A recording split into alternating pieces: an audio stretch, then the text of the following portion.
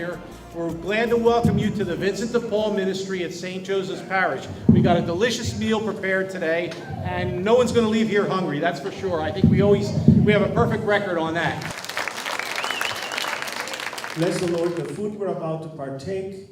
Bless the volunteers who are here present among us, who give of their time and talent to serve us. St. Vincent de Paul Society at St. Joseph's Church started at the end of 2003 with an organizational meeting to see whether or not there was an interest among the parishioners to starting this work. By the beginning of 2004, we had our first session here at St. Joseph and began distributing food. We had the modest number of about 15 people who came looking for help, and within the next few weeks the word had spread. We're now serving about 150 to 200 people each Saturday.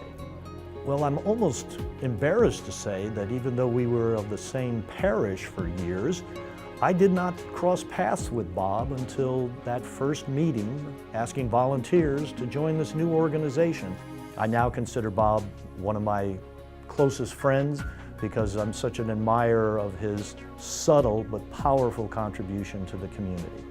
He is so reliable, he's faithful, and by example, he does what the rest of us are striving to do.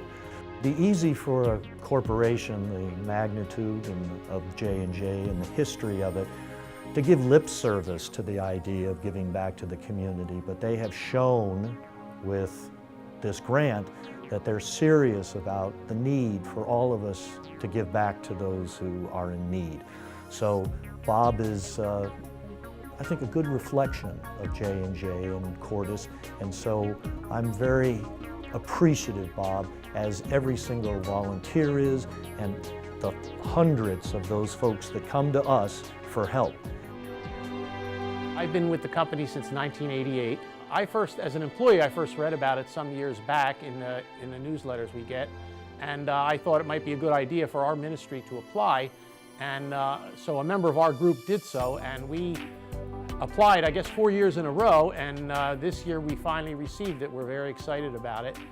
We never fully expected that we might get chosen for this, and it's a great honor for us, and it's a big help to our ministry. It's a $10,000 award, which is a great deal of money to us. That will get us through probably most of a year with food purchases. And in addition to what we collect from the parish once a month, it's a big help. We're a volunteer ministry, and what we do is purchase non-perishable food and distribute it on a weekly basis to needy people in the area. We run with a core group of about 12 volunteers and several others who are here. Our ages range from, I guess, 13 or 14 all the way up to, we have a 92-year-old volunteer with us every week. We have a regular routine every week. Basically, we have some donated bread. We have non-perishable food that we purchase from a wholesaler and other things that come in. And each week we package up bread and a bag of groceries. There are two different kinds, one for kitchen and one for non-kitchen. Which is people who basically are homeless or don't have a regular place to prepare food.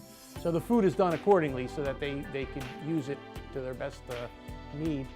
And we package up about 130 to 150 bags and distribute them each week as the people line up. Once in a while we have a meal like we are serving today. Usually 3 to 5 times a year we prepare a meal, and they come in and sit down and they are served by our group. Even though the beach overall, or from outwardly, it looks like a very affluent community, there is another community that's not recognized that much. There are a large amount of elderly and working poor and homeless and people without documentation. So they're kind of on the fringe of the community, and that's who we serve primarily here at St. Joseph's.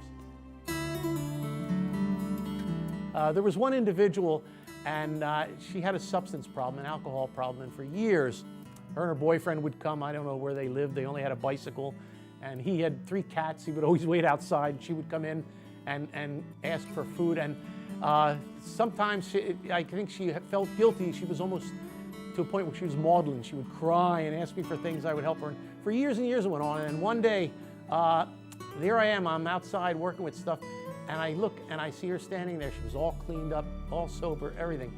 And it was the most beautiful sight that I had seen in years. I went gave her a big hug. I told her, you're the most beautiful thing I've seen in a long time. She had finally cleaned up her whole life. She got it back in order, and she wanted to come back and say thanks to us. That was probably one of the most beautiful things that I've seen in 8 years of doing this.